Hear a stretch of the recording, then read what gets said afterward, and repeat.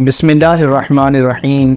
अस्सलामु अलैकुम रहमतुल्लाहि व बरकातुहू। आज हम सिग्नेचर रिज़ॉर्ट मरिक के जो CEO हैं अलीम मलिक साहब, उनसे सिग्नेचर रिज़ॉर्ट मरिक के और J7 के इश्तराक के मुतल्लिक़ आज पूछेंगे।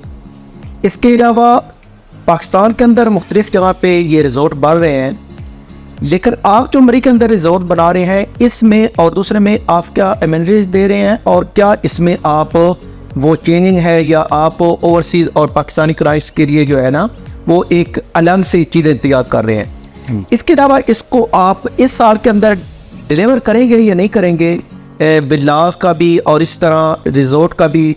उसके काफ़ी सारे हमारे क्लाइंट्स जो है ये क्वेश्चन करते हैं कि ये अभी लेट जो है ना डिलीवर होगा, ये अभी लेट ऑपरेशनल होगा, लेकिन आप मुझे इसकी एग्जैक्ट कोई कब तक इस साल के अंदर कौन से महीने के अंदर आपका एक आइडिया होगा कि इस महीने के अंदर इंशाल्लाह हम इसको डिलीवर करेंगे। तो ये आप हमें कुछ डिटेल के साथ जो है इसकी तफसील बताएं।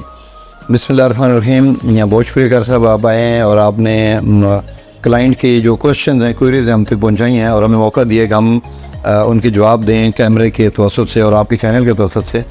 सबसे पहले तो J7 और सिग्नेचर रिज़ॉर्ट का जो इश्तराक है उसके बारे में आपका क्वेश्चन है वो मैं बताना चाहूँगा। अच्छा, आपको पता है कि J7 ऑलरेडी इस्लामाबाद में हाई राइज़ प्रोजेक्ट्स कर रहा है, जिसमें होटल्स भी हैं और कमर्शियल मॉल्स भी हैं, एम्पोरियम भी है, बाकी हमारे 5 स्टार होटल्स भी हैं, वो ऑलरेडी चल रहे हैं। तो J7 को एक रिज़ॉर्ट की भी नीड थी, एक ऐसा प्रोजेक्ट है, हम हॉस्पिटैलिटी में काम कर रहे हैं, हम ज़्यादा टूरिज़म बेस्ड हम कर रहे हैं। आपको पता है कि पाकिस्तान का बार बार स्टडी हुई है और हमारी जो लास्ट गवर्नमेंट थी उनके में फोकस बहुत ज़्यादा टूरिज़म में था और जो हमारी करंट गवर्नमेंट है इनका भी बड़ा फोकस टूरिज़म पे है। और हमारा मानना भी है कि अगर पाकिस्तान में कोई सस्टेनेबल प्रॉपर्टी की तरफ जाना है, सस्टेनेबल इन्वेस्टमेंट की तरफ जाना है, तो हॉस्पिटैलिटी प्रॉपर्टीज़ होनी चाहिए या टूरिज़म पे होनी चाहिए, क्योंकि बहुत बड़ा स्कोप है इसका, जिससे वर्क हो ही नहीं रहा। नेचुरल रिसोर्सेज अल्लाह ने हमें दी हुई हैं, लेकिन हम लोग उसमें कोई काम कर ही नहीं रहे अभी तक। अनफॉर्चुनेटली बहुत बड़ा काम नहीं हुआ। J7 ने स्टेप लिया, J7 ने पहला स्टेप लिया इस्लामाबाद में होटल्स के, और देन आगे रिज़ॉर्ट की तरफ जा रहे हैं, जो कि आगे फिर चलते रहेंगे मरीज़ से, फिर आगे नॉर्दर्न एरियाज़ में, कश्मीर में, GB में या मुख्तलिफ एरियाज़ में जहाँ पे टूरिज़म है वहाँ पे चलते रहेंगे। अच्छा, अब आपका क्वेश्चन था कि इतने बड़े आपका एक और क्वेश्चन था कि रिज़ॉर्ट्स तो ऑलरेडी पाकिस्तान में बन रहे हैं, तो इस रिज़ॉर्ट में और उन रिज़ॉर्ट में फ़र्क क्या है। लेकिन अगर सब रिज़ॉर्ट उस तरीके से जो रिज़ॉर्ट की डेफिनेशन है उस पर बहुत कोई बड़ा काम नहीं हो रहा। कुछ रिज़ॉर्ट की करीब पहुँच जाए, लेकिन रिज़ॉर्ट की डेफिनेशन ऐसी है कि एक ऐसी फैसिलिटी, एक ऐसी जगह जहाँ पे जब टूरिस्ट जाए तो उसको 360 डिग्री सोल्यूशन मिले, सब कुछ मिले। मतलब उसको सिर्फ कमरा ना मिले रहने के लिए, उसको सिर्फ होटल ना मिले, उसको सब कुछ मिले। अब सब कुछ में क्या है भाई, उसको सेफ्टी एंड सिक्योरिटी मिले। इस्लामाबाद से वहाँ तक जा रहा है तो उसको रास्ते में कोई प्रॉब्लम आता है तो क्या कंपनी उसकी ज़िम्मेदार है या नहीं है। ज़बरदस्त। अच्छा, देन वहाँ पे जब पहुँचता है तो वहाँ उसको कैसे ट्रीट किया जाता है, वेलकमिंग कैसी है, मतलब उसको होस्ट कैसे किया जाता है, उसको जब वो गेट से इवन पहुँचता तो गेट पर उसको क्या फीलिंग आती है, पहले तो एक्सपीरियंस उसके वहाँ से स्टार्ट हो जाता है। देन जब वहाँ पे वो स्टे करता है, स्टे उसके ज़ाहिर किसी रूम में करना है, किसी कॉटेज में करना है, उसकी क्वालिटी कैसी है, सर्विस कैसी है, वहाँ पे जो स्टाफ है उनका बिहेवियर कैसा है, उनकी बॉडी लैंग्वेज कैसी है।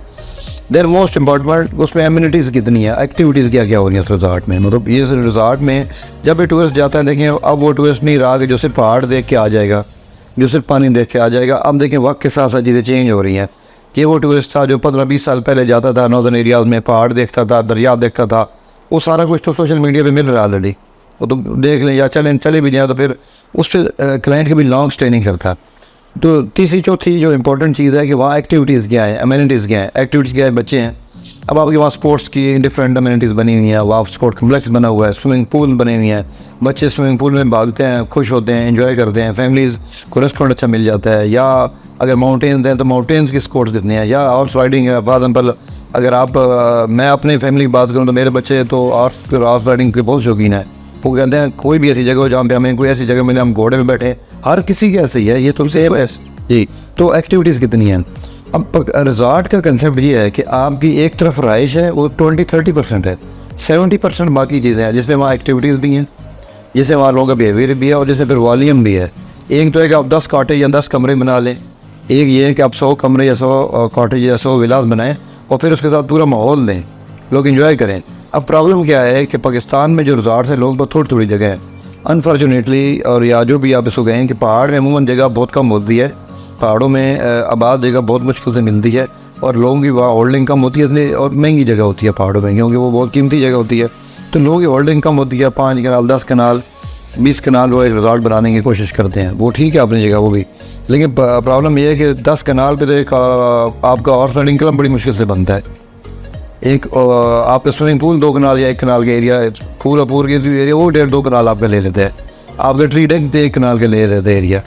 तो आपकी अगर कुछ छोटी सी इम्यूनिटी सी करे तो आपके 10-20 कनाल तो ये खा जाते हैं। तो वॉल्यूम, अब हम अपना फ़र्क बताते हैं, हम में और लोगों में क्या फ़र्क है। हम लोग जो रिजॉर्ट का कंसेप्ट दिया, हमने क्या सबसे ज़्यादा फोकस है एक्टिविटीज़ पे। हमने 32 एक्टिविटीज़ अभी लॉक कर ली हैं, बढ़ती जा रही हैं 32, जिसमें स्विमिंग पूल हमारा बन चुका है और मज़ीद बनने। स्विमिंग पूल एक नहीं है, बहुत ज़्यादा है ये बनने हमारे ट्री डेक एक बन चुका है, मज़ीद काफ़ी ज़्यादा बनने हैं। हमारे स्पोर्ट कम्प्लेक्स पे काम चल रहा है, हमारी जिप लाइन की कोटेशन हम ले रहे हैं।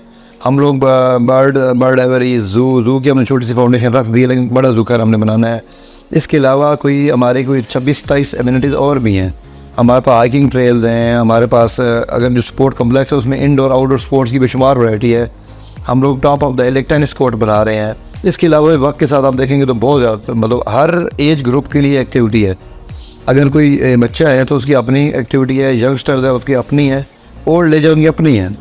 हम लोग वहाँ पे कल्चरल जो हमारे शोज़ होते हैं, इवन रात के टाइम अगर फैमिली है तो हर रोज़ रात को वहाँ कोई म्यूज़िक जो कल्चरल हमारे म्यूज़िक्स होते हैं ताकि लोग एंजॉय करें। हमारे बोन फायर्स वहाँ पे होने हैं, मीन के होल डे उनकी एक्टिविटीज़ होंगी। टूरिस्ट जाता है सुबह से लेकर रात तक, उसकी कंपनी की तरफ से, रिजॉर्ट की तरफ से एक्टिविटीज़ चल रही हैं। और अगर एक क्लाइंट 7 दिन वहाँ रहेगा और 7 दिन में 24 घंटे में भी वो हमारी एक्टिविटीज़ ख़त्म नहीं कर सकेगा, इतनी ज़्यादा एक्टिविटीज़ होंगी। वो अगर वापस भी आ जाता है तो नेक्स्ट टाइम उसको नई एक्टिविटीज़ मिलेंगी।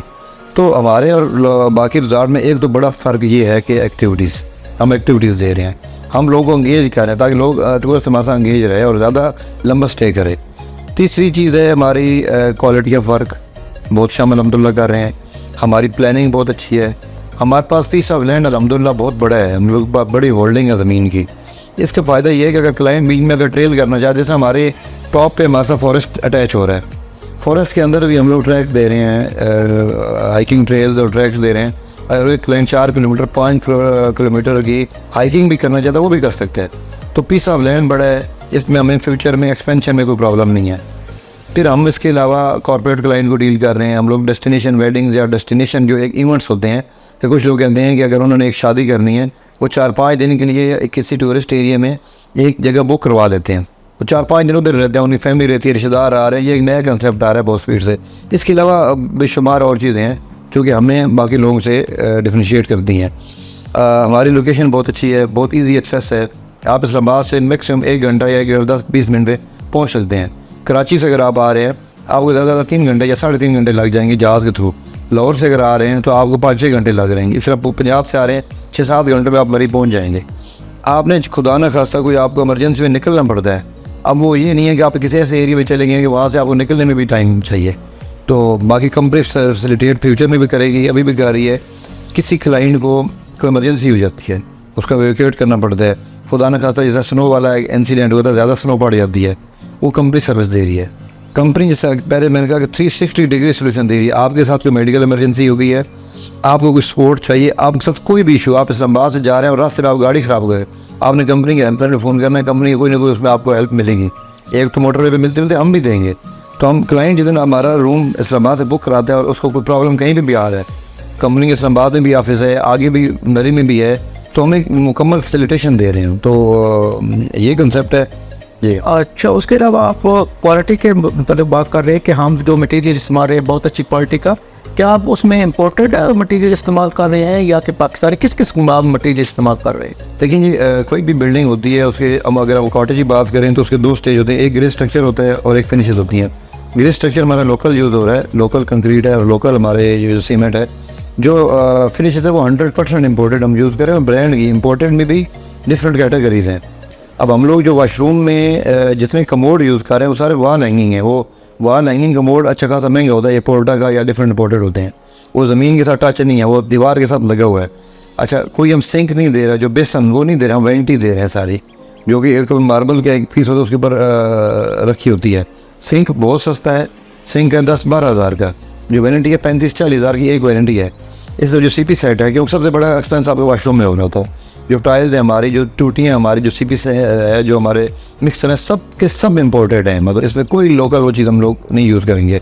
देन हमारे टाइल्स हैं वो इम्पोर्टेड है हमारी, क्योंकि हमने देखे ना बाद में फ्यूचर में हमने इसको टूरिस्ट के लिए प्रिपेयर कर रहे हैं, तैयार हम कर रहे हैं कि टूरिस्ट को एक्सपीरियंस अच्छा हो, तो ज़ाहिर हमने उसको इम्पोर्टेड लगाना है।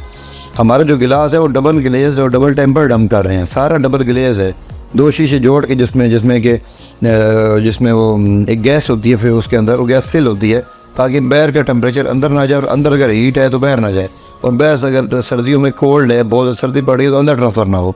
इसी तरह कोई भी चीज़ है हमारी ना, बाकी हम फ्लोर के लिए लकड़ी यूज़ कर रहे हैं, वो यहाँ लोकल की लकड़ी है, लेकिन मैक्सिमम जो आइटम है क्वालिटी पे कोई कंप्रोमाइज़ नहीं है। फिर हमारे इंजीनियरिंग डिपार्टमेंट है, हर एक चीज़ अगर चेक हो रहा है, हम लोग उद्देश्य तरीका नहीं है जिस पे होता है। हमारा अपना आर्किटेक्चरल डिपार्टमेंट है, अपना वहाँ पे SOPs हैं, पॉलिसीज़ हैं, अपना चेक एंड बैलेंस है। एक उसके साथ हमने आउटसाइड कंसल्टेंट हायर किया हुआ है जो कि हमारे हर स्टेप पे चेक करके हमें फिर रिपोर्ट देता है कि ये चीज़ ओके है या नहीं होगी, या इसको इम्प्रूव करने की ज़रूरत है। तो क्वालिटी पे आपको पता है ओवरऑल J7 का नाम है क्वालिटी का। हम लोग ज़्यादा तो हाई राइज बनाने वाले हैं, छोटा एक घर या कॉटेज बनाना हमारे लिए कोई मुश्किल नहीं है, जो एक्सपीरियंस इतना ज़्यादा कंपनी का। तो क्वालिटी पे तो किसी सूरत में कहीं कॉम्प्रोमाइज़ नहीं है। एक और क्वेश्चन था नीम साहब, शायद आप महसूस भी करेंगे, हमारा जितना ओवरसीज क्लाइंट है वो पाकिस्तान के अंदर इन्वेस्टमेंट करने के लिए तैयार है जी, लेकिन उसको ट्रस्ट मुख्तलिफ वो नहीं कर रहा है मुख्तलिफ जगहों पे।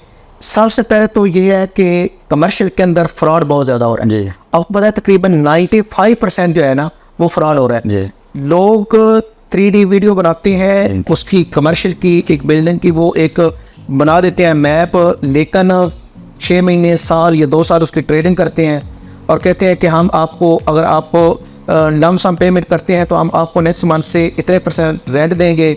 लेकिन होता ये है कि वो 1 साल या 6 महीने रेंट देते हैं, उसके बाद वो डिफ़ॉल्ट हो जाते हैं और भाग जाते हैं।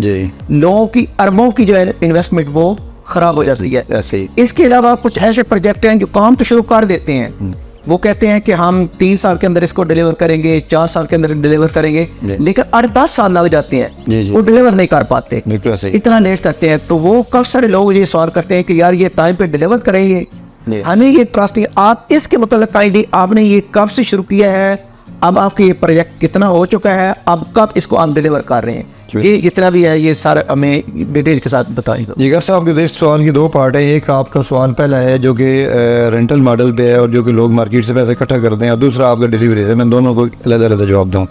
पहला जो आपने कहा कि बहुत सारे डेवलपर्स हैं और जिस वजह से जो ओवरसीज़ क्लाइंट स्पेशली है वो बहुत ज़्यादा फियर में होता है, वो पैसा इकट्ठा करते हैं। अच्छा, ये स्टार्ट हुआ था रेंटल का मॉडल कोई 1.5-2 साल पहले हाई राइज में ज़्यादा, कि आपकी 20 स्टोरी की बिल्डिंग है और आप आज ये बुकिंग कर लेते हैं और बुकिंग करने के साथ ही आप उसको रेंटल पे दे जाते हैं, बाद में वो कंप्लीट हो या ना हो आपने रेंट देना है।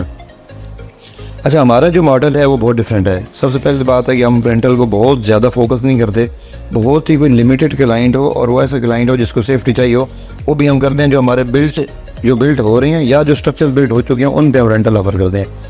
हमारा रेंटल का इसलिए सेफ क्यों है कि हमारे वो चीज़ें, एक कॉटेज 15 से 20 दिन में बन सकते हैं, स्ट्रक्चर बन सकते हैं। जो हवा में रेंट है हम उसके भी खिलाफ हैं, हम तो उसको सूट कहते हैं सिलसिले के, वो है इंडस्ट्री, हवा में आप रेंट दे ही नहीं सकते। बिल्कुल, वो हम अभी भी जो लिमिटेड क्लाइंट को रेंट दे रहे हैं, जो हमारे बने हुए कॉटेज हैं उनमें हमने उनको शेयर दी हुई हैं, बाद में हम उनको इधर से उधर दूसरे में शिफ्ट करने हुए उनका बन जाएगा। हाँ, और ज़्यादातर तो हम जिन क्लाइंट को दे रहे हैं हमने उनको उसमें से शेयर दे दिए जो स्ट्रक्चर बन चुका है, अभी वो स्ट्रक्चर हमारे यूज़ में है। जैसे हम मॉडल अपार्टमेंट है, मॉडल विला है, वो हम क्लाइंट को अपने डिस्प्ले के लिए यूज़ कर रहे हैं।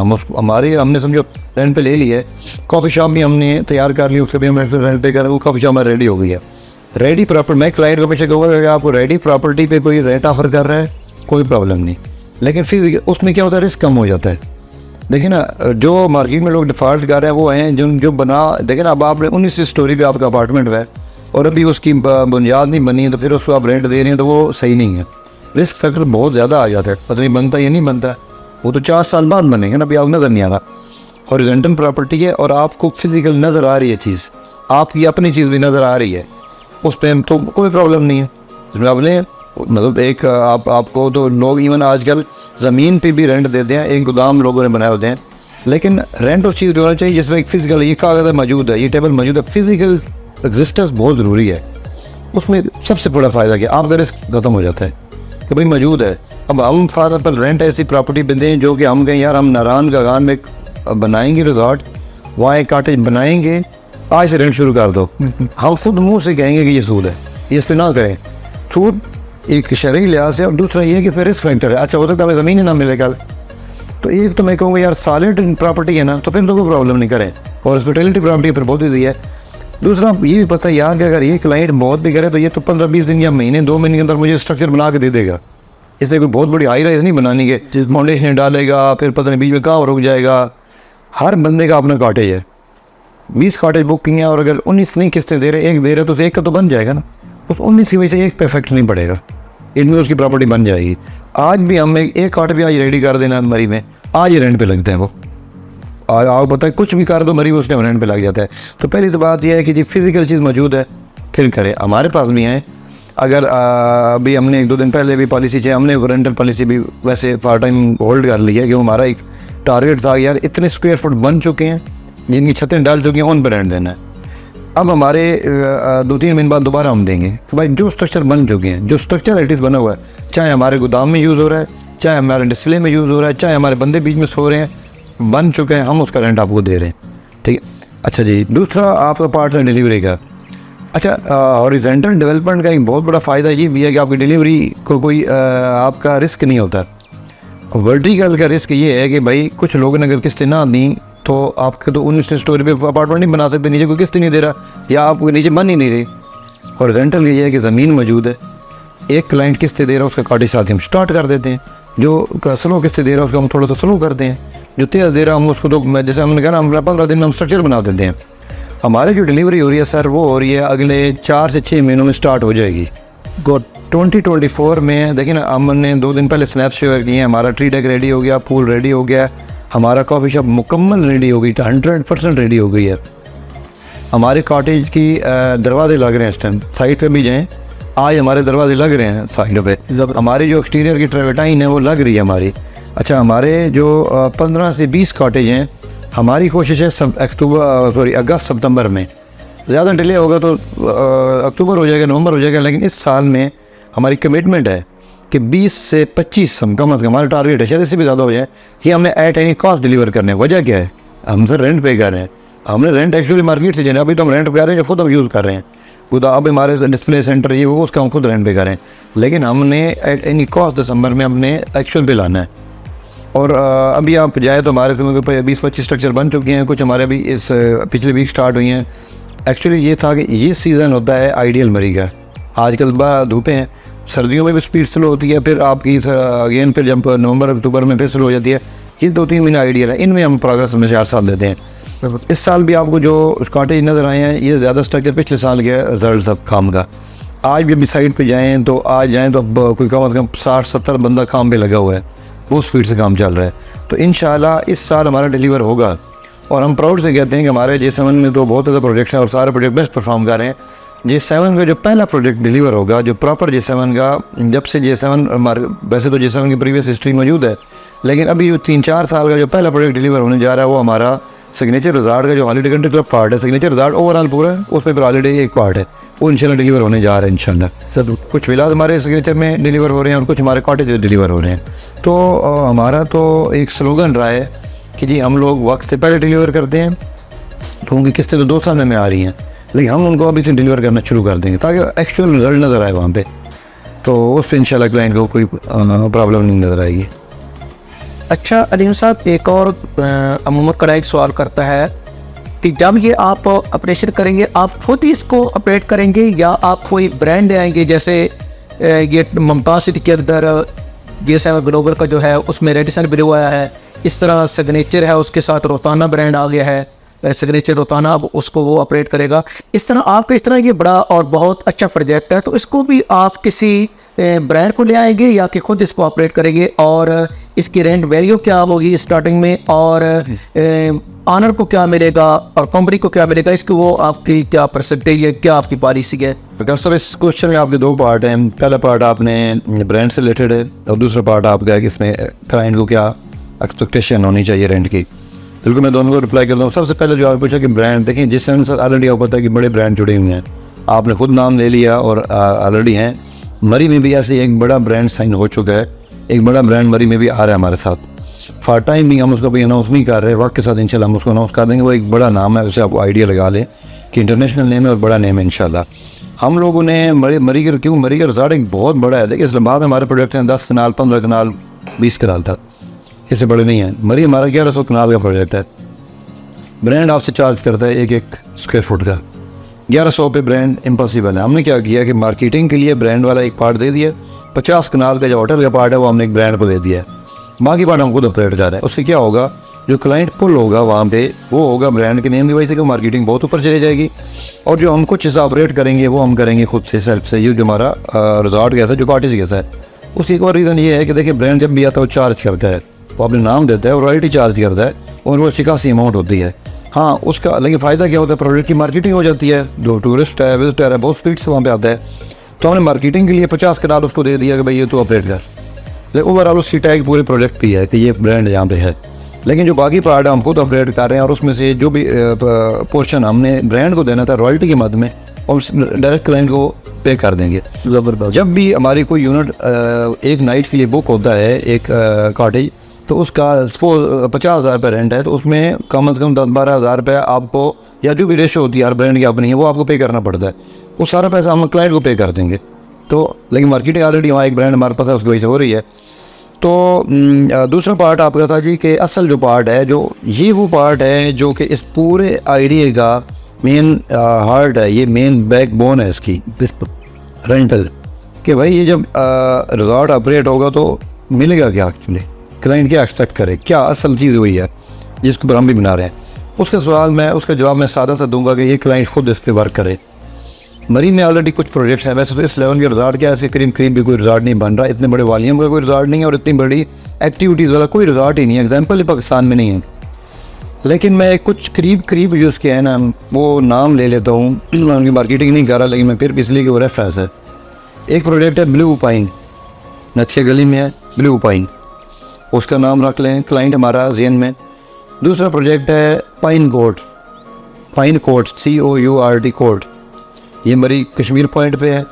तीसरा प्रोजेक्ट है अल्पाइन भी नक्शे गली में, और ब्लू पाइन खैरा गली में है, और ये कश्मीर पॉइंट पे है।